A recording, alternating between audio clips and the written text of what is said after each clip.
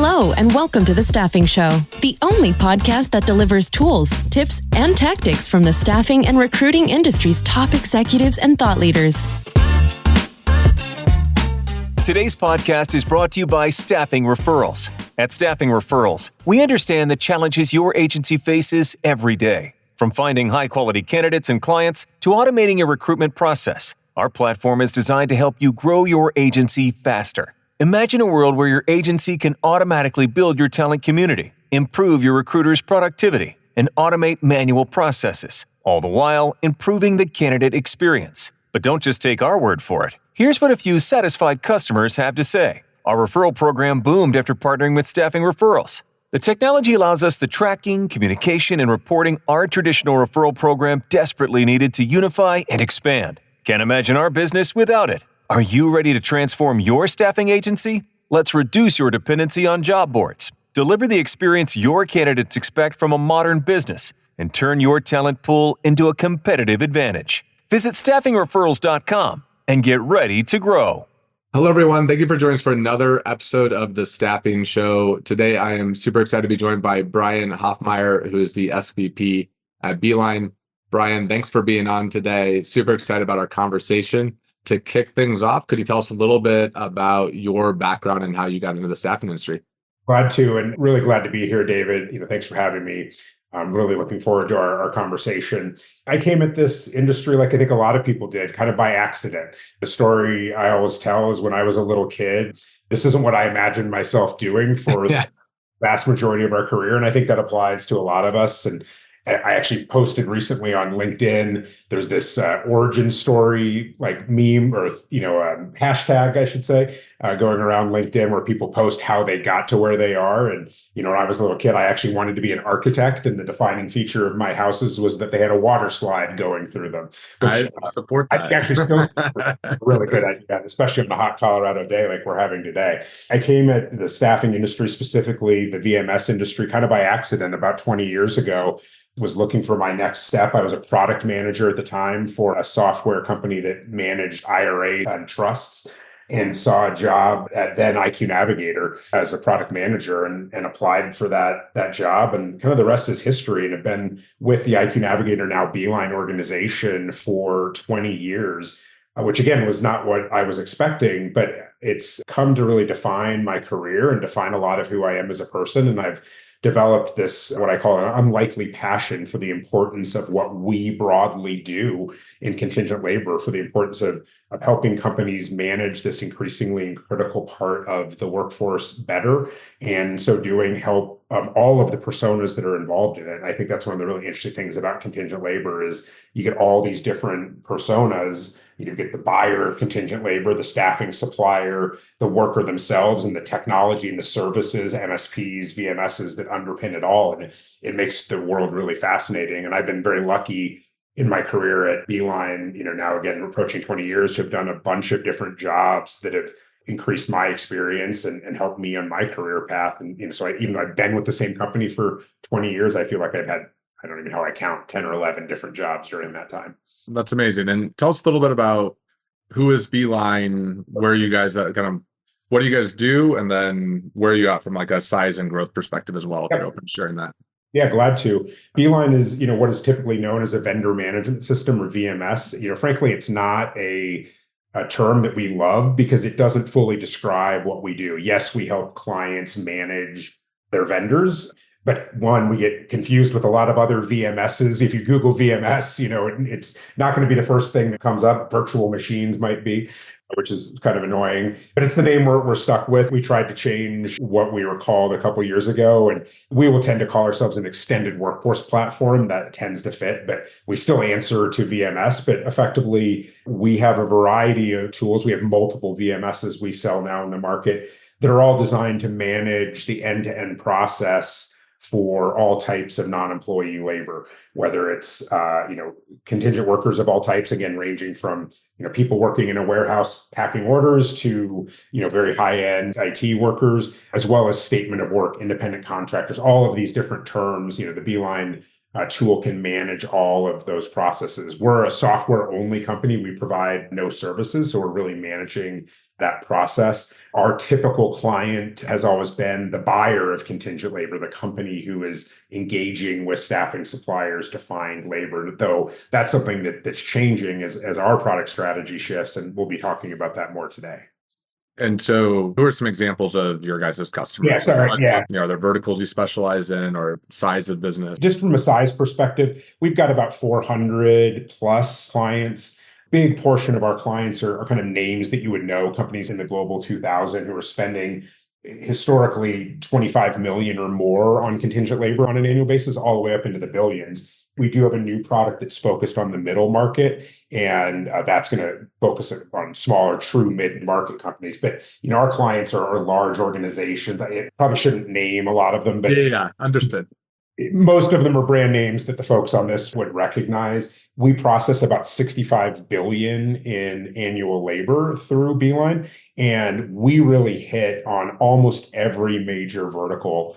From financial services is actually our largest, but consulting, manufacturing of all types, retail, computer services, pharma, life sciences. Maybe the one thing that we don't do because it requires some specialized functionality is true clinical healthcare, the actual clinicians in hospitals, because there's unique functionality that's required for them and there's specialty VMSs there. But in general, VMSs are just that generalist. They can serve across a lot of verticals.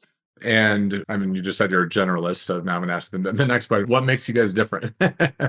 Yeah, it's a great question. I think it's three key things. One is that our expertise matters. We've been doing this for 20 years and have served, we're lucky to serve this very diverse group of clients who have substantial and complex requirements. Our system is enterprise grade for a reason because our clients have pushed us to do that. And so that expertise has given us an opinion. It's given us breadth and depth of functionality needed to serve these clients. So that's one. Second is what we call unwavering focus. We are an independent software-only provider. We are only focused on one thing, which is providing software to manage the non-employee workforce. We're not trying, we're not part of, as some of our competitors are, part of a large consortium of different software products. That's our one focus, and it's something we are passionate about as a company. And then last is this idea of what we call collaborative innovation. The contingent workforce continues to change and our product strategy changes. And one of the things our product team says all the time is that we view all feedback as a gift. And so we engage not only with our clients, but all of the stakeholders, staffing suppliers, workers, MSPs, to make our product better. And that combined with that expertise and focus is what makes Beeline unique. I don't know how common this is, but I feel like sometimes I hear a word VMS and we also have an MSP or we're partnered with this MSP. Is that a common, maybe a silly question at this stage? No, it's not. I think it's a really good question. We partner with MSPs. MSPs are involved in a significant part of our business, about 2/3. And that's a trend that we continue to see. My day job, when I'm not doing podcasts, is I manage all of our partner relationships, and partners in general are very, very strategic to Beeline because of two things. One is the complexity of the non-employee workforce. And two, because of our focus on being just a software provider, we need partners to extend and add to what we do. In so doing, allow us to serve the needs of our clients. And MSPs are a huge part of that. Again, about 2/3 of our business. We work with a wide range of MSPs, across the industry, across the globe, but it's a partnership and they're not part of who we are. Yeah, that makes sense. And I know you and I had a brief conversation on just how, and I've heard this from quite a few people, that MSPs are playing a bigger role than they have in the past, especially I know in healthcare, I've heard that from a handful of people. But what's your take overall on kind of the... Yeah, I think it's true in healthcare, and I think it's true in all verticals as well. What we're seeing is a shifting of what the MSP does. And I think this is common across a lot of different industries where technology through AI, we probably can't have a conversation without mentioning AI. Yeah.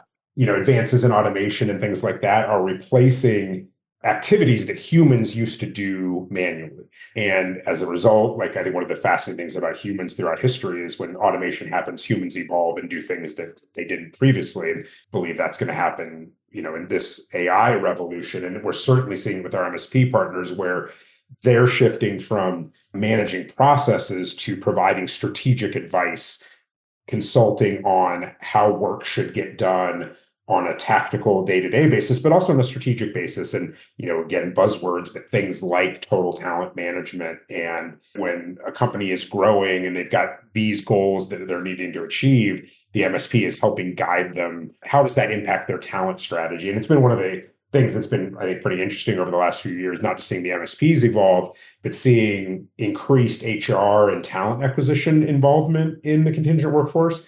If we're having this conversation 5 years ago, not 5 days, 5 years, most of our stakeholders were procurement. HR wanted nothing to do with contingent labor. I mean, I'm speaking in broad terms, the Heisman. And now what we see as a best practice is organizations combining procurement disciplines around vendor management, contract management with human capital, HR, talent acquisition disciplines around talent. And, as the contingent workforce grows in size and importance, organizations that don't have it as part of their talent strategy, I think are missing out because, if it's 20% of your workforce are not your employees, but they're not part of your planning, like that's a problem. So essentially you're seeing the value add is that if they can take the contingent workforce and include that as their strategic HR planning, they're going to get more out of it. Yeah. And that's something that I generally pretty passionate about is companies need to think about contingent workforce from a strategic perspective. When you a company, what are your goals regarding your contingent workforce? You also often hear something that is important, but relatively tactical. Like, I want to achieve savings. I want to improve quality. Like trying to reduce cost. Yeah. And that's not unimportant, but I think it's more interesting to say, we as a company are growing into this new market, or we have a whole new product. And in order to do so, we need contingent workers to help us achieve those goals. And so we encourage our customers to tie their contingent workforce into higher level corporate goals, because you certainly tie your talent, your full-time talent, into your corporate goals, and contingent workforce should be no different. So it sounds like you also mentioned MSPs are helping play that role strategically. Do you think that's why there's more involved, or what's kind of and you mentioned the AI component of it as well, that's just kind of shifting the MSP's role. But what do you think the reason for the growth in the MSP segment has been? I think it's kind of a virtuous cycle driven by all of those things. HR is more involved. MSPs see the need to evolve as the world changes in general, but also in terms of what technology does. They're using technology to enable the things that they're doing as well. And by the way, a lot of what I'm saying extends to staffing suppliers too. We're seeing, them bring automation in to make better decisions and serve their clients better. We're seeing them try to become strategic advisors to their clients as well. And again, like using that virtuous cycle term, that I think is really important because all boats rise with that tide. We jumped right into it, but talking about some of the trends and shifts that are happening in the staffing industry. And one of those that you had brought up, and something that I've seen quite a few of our customers actually have talked to, have pushed heavier into the statement of work kind of path. And that's something that you brought up as a trend that you're seeing as well. Maybe you could talk a little bit about what that means and what you're experiencing from your perspective. We're definitely seeing that. We've been talking about statement of work for a number of years, and I think various people, pundits, if you will, maybe myself included, has proclaimed a particular year as the year of statement of work. And not all of those predictions, as predictions are wont to do, have come to be. I think we're seeing just an increased emphasis on it. One is that at most organizations, statement of work spend dwarfs traditional contingent labor spend, at least 2x, but in certain organizations, it could be 6x. And we're talking about statement of work across a wide variety of different categories, certainly IT, both development work and wholesale outsourcing, but marketing and finance. And then, depending on what industry, like I was talking to a client in the energy, a public utility industry today, they do big statement of work around things like vegetation management on rights of way to clear vegetation away from power lines. But it's a statement of work because it's services being performed by people. And so there's all these variations in it. And so what clients realize that they need to get a handle on it for the same reason they do on traditional contingent labor, to get visibility and better decision making based on that visibility, because now they've got the data and they can measure it.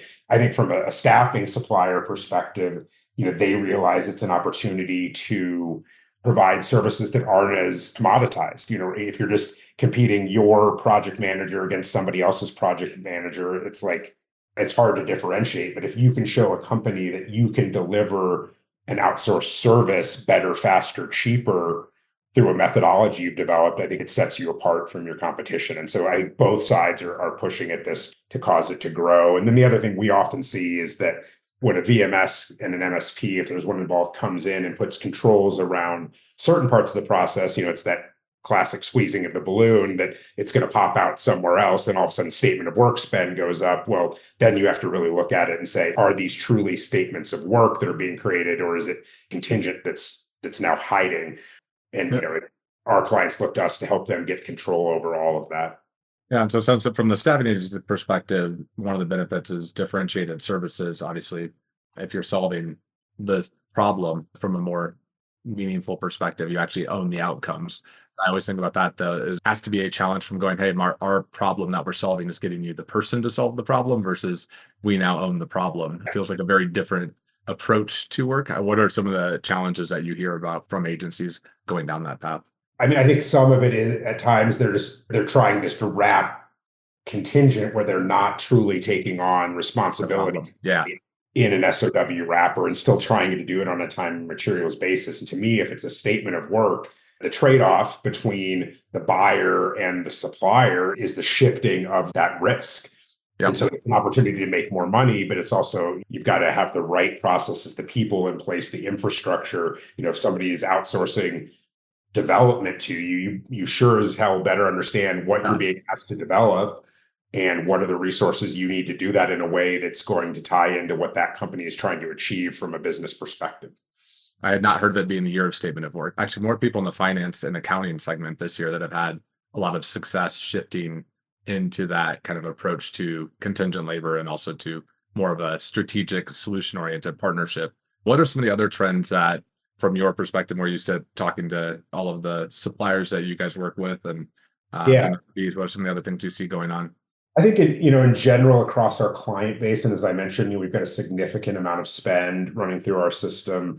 We're seeing week over week increases in kind of what I'd call same store spend when we normalize for growth and new clients and things like that. We're seeing this gradual increase in spend week over week. We're still down year over year, as is, I think, most everyone, right? And, we track, for example, pretty closely to the Bullhorn SIA staffing index. Yeah, I was wondering, that's what I check that every Tuesday now.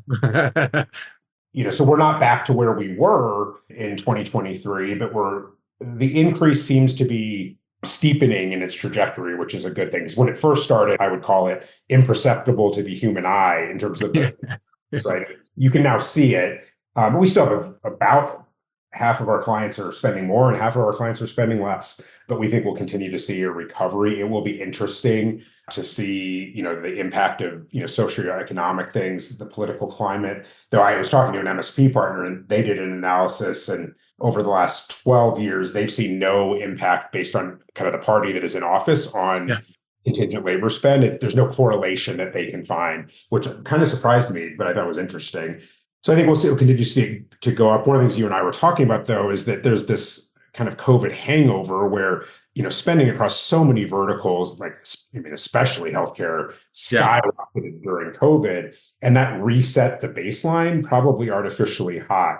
And I think we need to adjust the baseline down to be maybe in a lot of ways, we should just take 20 and 2021 out of history. I mean, that happened and just look at normalized growth from 2019 and as the new baseline. But I also think that's created some reticence in clients to spend on contingent labor, because we hear a lot about unemployment being so low, but I think that's not accounting for the folks that have just left the workforce. And people are like, well, why is it contingent? It's always been a leading indicator of growth. Why isn't it growing faster? And I think companies are just nervous right now. Kind of just locked up with the interest rates. And everybody says an election year. I don't know. I would love to know if there's actual correlation with things pausing on election years, but it feels like that's the common byline. It feels right anyway. Yeah, it feels right for sure.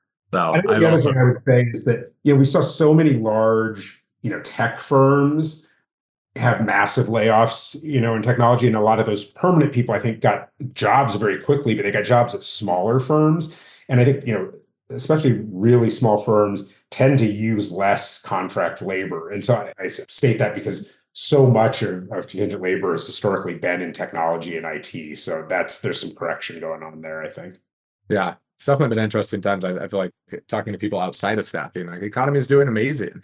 And, things are great. And in staffing, there's the last, I guess, 18 months have been a little bit challenging for some, with some verticals outperforming others. One of the other areas that I know you and I had talked about briefly was just kind of the critical balance of cost, quality, and speed. I'd love if you could just kind of share a little bit about that as well.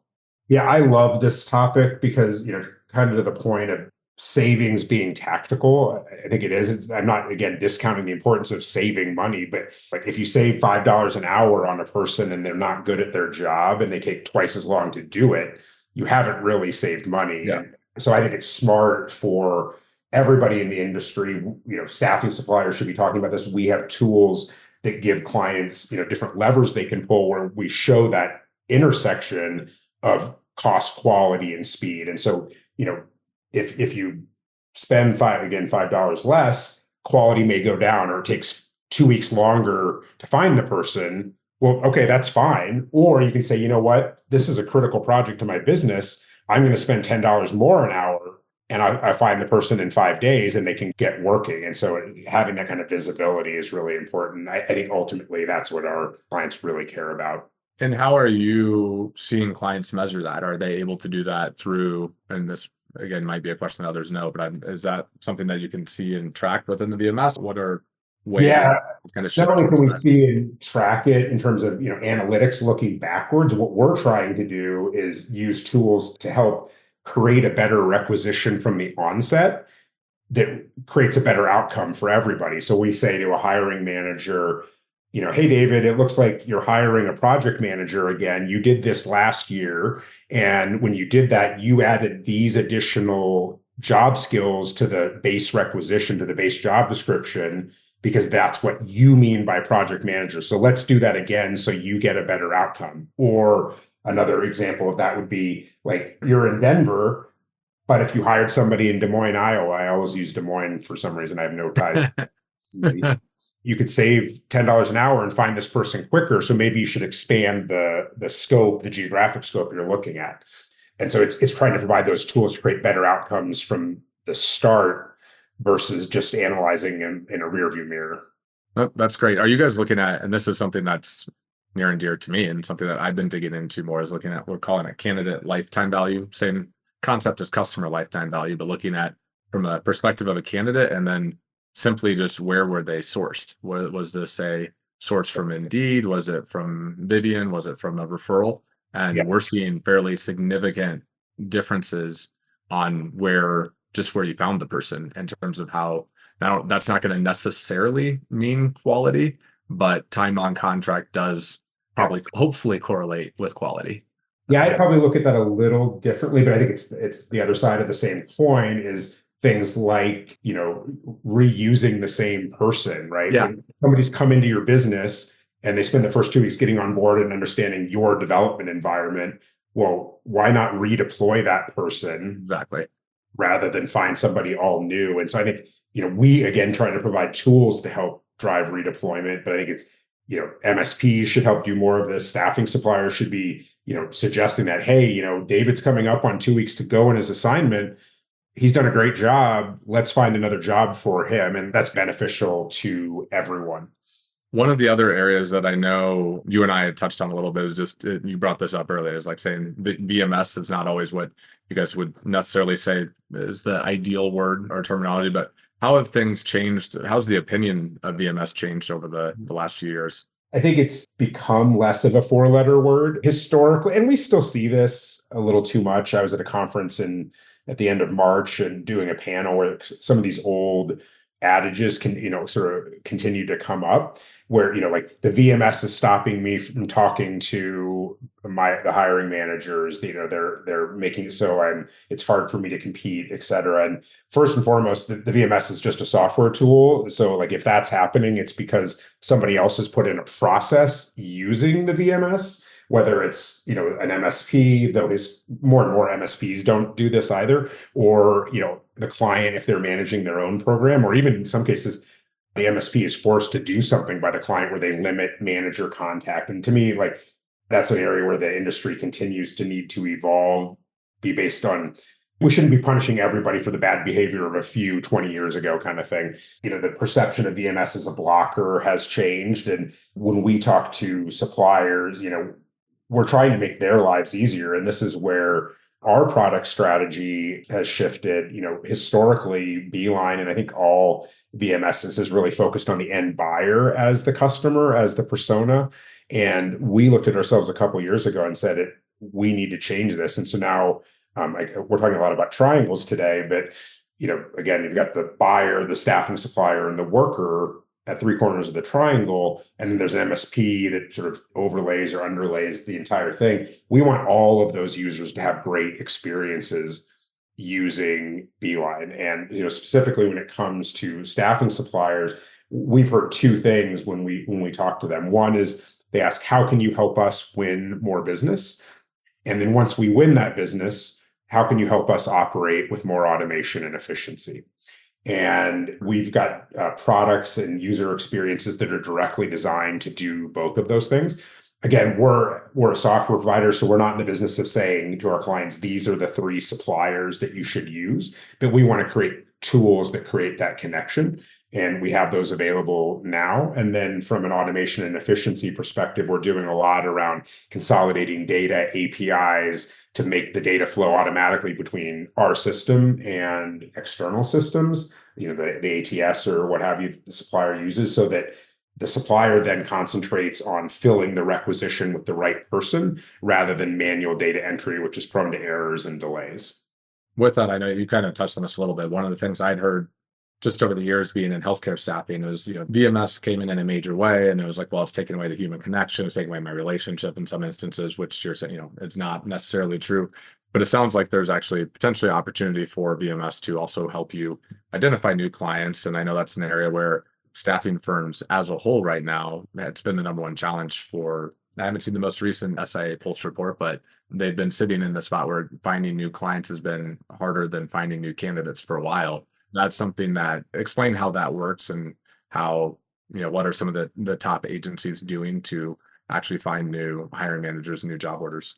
Yep. So for us, we've put up a public directory on beeline.com, and I'm not trying to make this a Beeline advertisement at all, but effectively a robust search engine that helps buyers of contingent labor, whether it's a Beeline client or somebody that happens on our website that uses another VMS, find staffing suppliers. And the other side of this trend, like I said, our staffing supplier partners are saying, how can you help us find new business? Our clients are coming to us and saying the exact same thing. How can you help us find new suppliers? I have this need for project managers in Des Moines, Iowa, and how do I find new sources of supply for that? And we're seeing that from our existing client base. We're seeing that from our MSP partners because we have so much data, and we're seeing it when we're talking to new potential clients. That's a common RFP question for us now. And so that we've responded to that with this directory that helps make that connection. And glad to talk to anybody who's listening, more about that, offline. I think from a staffing supplier perspective, again, this is such one-on-one stuff, but it's showing truly how you're different. And, when you are selling your services to a client, really understanding their business at a deep level. What are they trying to achieve in their business, not just with their contingent workforce, in their business, and how you are uniquely focused, and able to meet that needs, and what are the tools you can use to do that. I know you've been in sales for years, so obviously differentiating the service is good advice. I'm wondering if, knowing that that's one of the top challenges, if there's any other pieces of advice or things that you see working well on the sales front, or even if it's just kind of personal advice to be like, hey, if I was CEO of a staffing agency, here's what I would be telling my team that they should be focused on to make sure they're winning new business. I'll put you on the spot. No, it's a great question. It really just comes down to like a lot of business basics. You hear these stories of kind of bad behavior, of cold form emails that are sent. I get probably one a day from somebody like, hey, can we provide staffing to Beeline directly. And they're so generic and like they literally just go right in the bin. They're not catching attention. They come across as an annoyance. And so you've got to get above that. You've got to show, I understand your business. Here is how I've helped a client that looks like you, even if I've not worked directly with you.